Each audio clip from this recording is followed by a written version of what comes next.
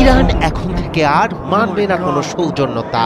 গোটা বিশ্বের যেখানেই ইসরায়েলি চিহ্ন থাকবে সেখানেই করা হবে আঘাত, এমন হুঙ্কারি এসেছে ইরান থেকে। মিসাইলের ঝলকানি আর সাইরেনের শব্দের মধ্যেই এবার ইসরায়েলের সকল দূতাবাসকে মাটির সাথে মিশিয়ে দেওয়ার হুঁশিয়ারি দিল তেহরান। ইরান স্পষ্ট ভাষায় বলেছে তাদের কূটনৈতিক মিশনে আঘাত এলে আরো ভয়ঙ্কর পরিণতি ভোগ করবে ইসরায়েল। এই ঘোষণা শুধু দুই দেশের দ্বন্দ্ব নয়, আন্তর্জাতিক কূটনৈতিক অঙ্গনেও কাঁপিয়ে দিয়েছে ইরান। এরই মধ্যে দফায় দফায় ক্ষেপণাস্ত্র হামলা চালিয়ে ইসরায়েলকে কোণঠাসা করেছে খামেনির যোদ্ধারা।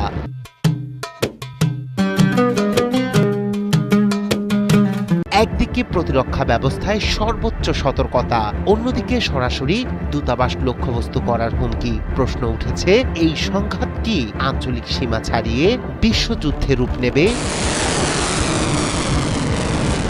আবারও দফায় দফায় ইসরায়েল লক্ষ্য করে ক্ষেপণাস্ত্র হামলা চালিয়েছে ইরান। স্থানীয় সময় বুধবার ও বৃহস্পতিবার একাধিক দফায় এই হামলার কথা জানিয়েছে ইসরায়েলি সেনাবাহিনী। আইডিএফ এর দাবি, বুধবার গভীর রাত থেকে বৃহস্পতিবার ভোর পর্যন্ত বিভিন্ন দফায় ইরান থেকে ছোড়া ক্ষেপণাস্ত্র ও ড্রোন ইসরায়েলের আকাশসীমায় প্রবেশের চেষ্টা করে। দক্ষিণাঞ্চলের আশদোদ ও আশকেলেন, মধ্যাঞ্চলের তেল আবিবের উপকণ্ঠ এবং উত্তরাঞ্চলের হাইফা এলাকায় বেজে ওঠে সতর্ক সাইরেন।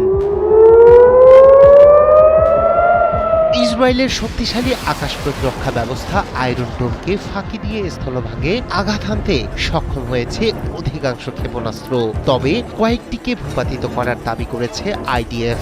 ইরানি হামলায় আংশিকভাবে ক্ষতিগ্রস্ত হয়েছে ইসরায়েলের দক্ষিণাঞ্চলের কয়েকটি আবাসিক ভবন। এতে অন্তত 12 জনের আহতের খবর নিশ্চিত করেছে নেতানিয়াহু প্রশাসন।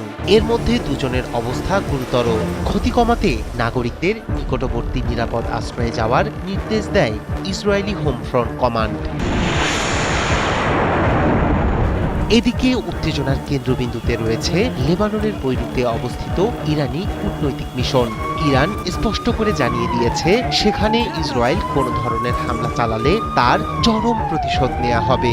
ইরানি সশস্ত্র বাহিনীর সিনিয়র মুখপাত্র ব্রিগেডিয়ার জেনারেল আবুল ফজল শেকারচি এক কড়া বার্তায় বলেন, যদি ইরানের কূটনৈতিক স্থাপনায় আঘাত আসে তবে বিশ্বের যে কোনো প্রান্তে থাকা ইসরায়েলি দূতাবাসগুলোকে বৈধ লক্ষ্যবস্তু হিসেবে বিবেচনা করা হবে। বিশ্লেষকরা বলছেন, ইসরায়েলি দূতাবাস গুড়িয়ে দেওয়ার সরাসরি হুঁশিয়ারি পরিস্থিতিকে বৈশ্বিক মাত্রায় ছড়িয়ে দিতে পারে, কারণ বিশ্বের বিভিন্ন দেশে অবস্থিত ইসরায়েলি কূটনৈতিক মিশন এখন সম্ভাব্য নিরাপত্তা ঝুঁকিতে। মধ্যপ্রাচ্যের এই পাল্টাপাল্টি হুঁশিয়ারি শুধু দুই দেশের মধ্যে সীমাবদ্ধ থাকছে না, গভীর উদ্বেগ প্রকাশ করেছে আন্তর্জাতিক সম্প্রদায়। রায়হান কবির শুভ্র, ৭১।